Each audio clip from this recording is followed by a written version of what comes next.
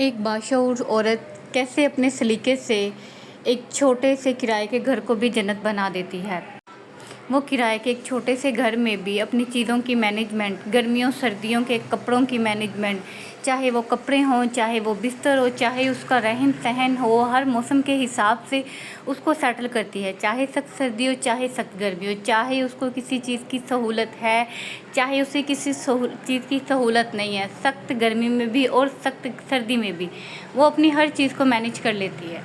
अस्सलाम वालेकुम, कैसे हैं आप सब लोग? उम्मीद करती होंगी खैरियत से होंगे। अल्हम्दुलिल्लाह मैं भी बिल्कुल ठीक ठाक हूँ। यहाँ सुबह का टाइम हो चुका है और यहाँ पे नाश्ते की तैयारी हो रही है। करने वाली हूँ मैं नाश्ते की तैयारी। सोचा साथ साथ आपसे जो है रूटीन भी शेयर कर दी जाए। आज की रूटीन भी काफ़ी बिजी होगी। नाश्ता वाश्ता यहाँ पे कर लिया था क्योंकि नाश्ता जल्दी जल्दी में बनाती हूँ तो इतना टाइम नहीं होता कि मैं मोबाइल सेट कर पाऊँ।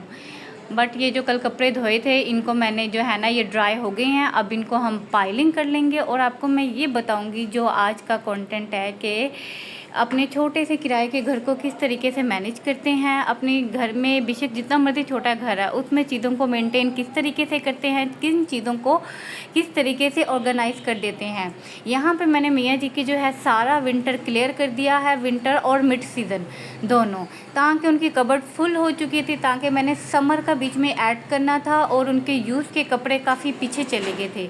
तो इनका अभी 7-8 महीने कोई काम नहीं है। मैंने जो है इनको निकाल लिया है और इनको जो है सेपरेट से रख लूँगी। बाकी ये थोड़े से कपड़े हैं जो उनकी कबर्ड में जाएंगे और कुछ कपड़े मैंने उनके प्रेसिंग के लिए निकाल लिए हैं जो मैं एक ही बार करके सेफ अलमारी में जो है हैंग कर दूँगी और पूरा मंथ जो है बेफिक्र हो जाऊँगी। पूरे मंथ का काम जो है ना वो आप 2 घंटे में कर सकते हैं और बिल्कुल टेंशन फ्री हो सकते हैं।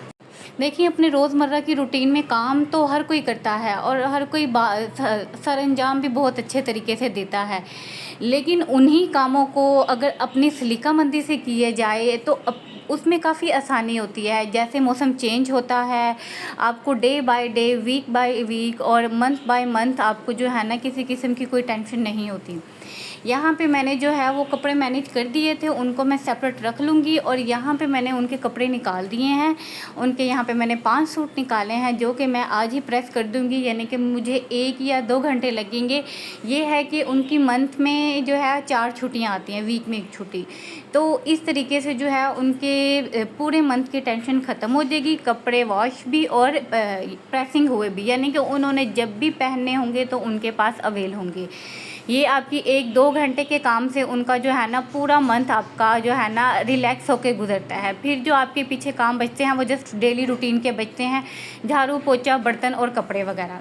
यहाँ पे दूध वाला आ गया था तो मैंने सोचा दूध ले आऊँ और दूध मैंने ऊपर चढ़ा दिया ताकि जब तक मैं ये काम करूँ तब तक मेरा दूध भी पक जाए। और इसी में ही औरत की जो है सलीकामंदी देखी जाती है कि वो एक काम के साथ कितने काम सरअंजाम दे देती है।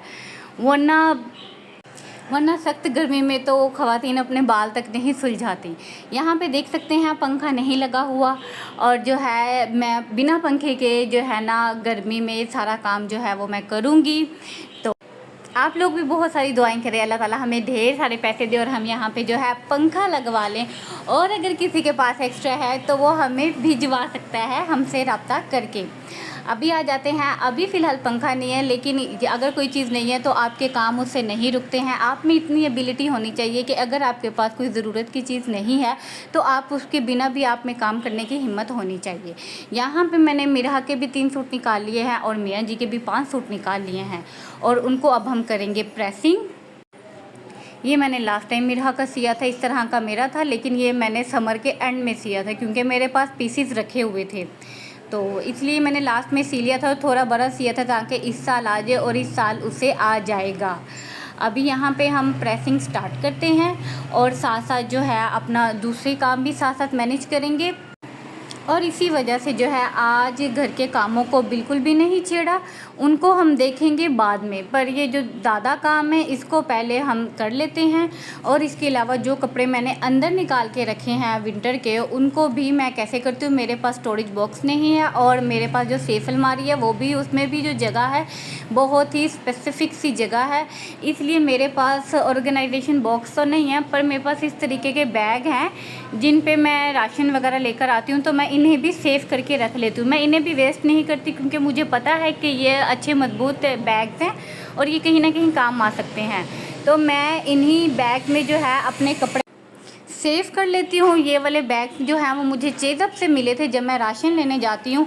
तो पहले ये 40-50 का था, अब मेरे ख्याल से 60-70 का है।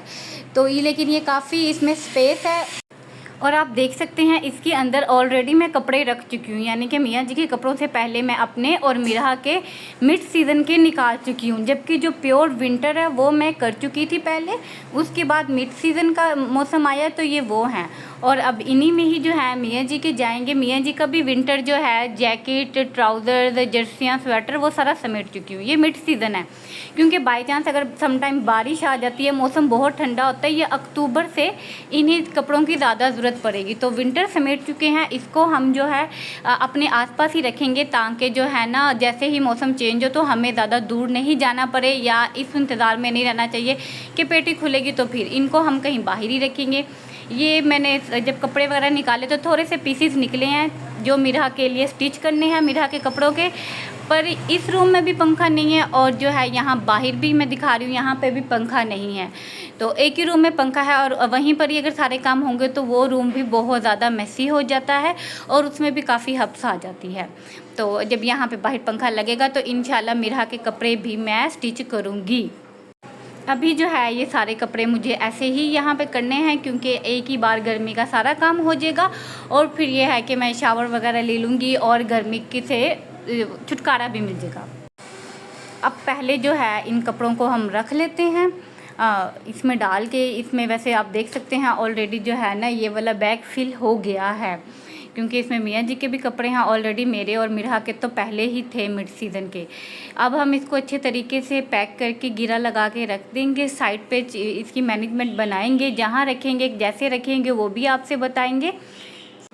इस बार जो था ये विंटर और समर का जो है लेट हो गया क्योंकि मौसम चेंज हो गया, वरना मैं रमज़ान में ही जो है सारा विंटर और मिड सीज़न रख देती हूँ, सेट कर देती हूँ। रमज़ान की तैयारियों से पहले, सफाइयों से पहले ये सारी चीज़ें जो है मैनेज हो चुकी होती हैं।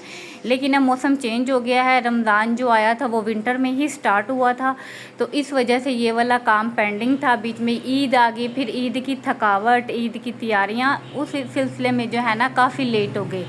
फिर ईद के बाद भी सफाइयाँ होती हैं, ईद से पहले भी डीप क्लीनिंग होती है और ईद के बाद भी सारी सेटिंग वगैरह होती है। तो उसके बाद जो है ना इन चीज़ों का नंबर अब आया है और 2 दिन से इस हद तक गर्मी हो रही है, इस हद तक गर्मी है कि कोई भी काम करना ना बहुत मुश्किल हो रहा है। यहाँ पे गिरा बंद नहीं हो रही थी, मैं सोच रही थी अब इसके ऊपर ना कोई कपड़ा बिछा के तो फिर इसको गिरा लगाएंगे ताकि अंदर जो कपड़े हैं उनके ऊपर किसी किस्म का भी कोई स्टेन वगैरह या कोई डस्ट वगैरह ना जाए। वैसे तो हम इसको गिरा लगा के अच्छे तरीके से पैक करके ही रखेंगे।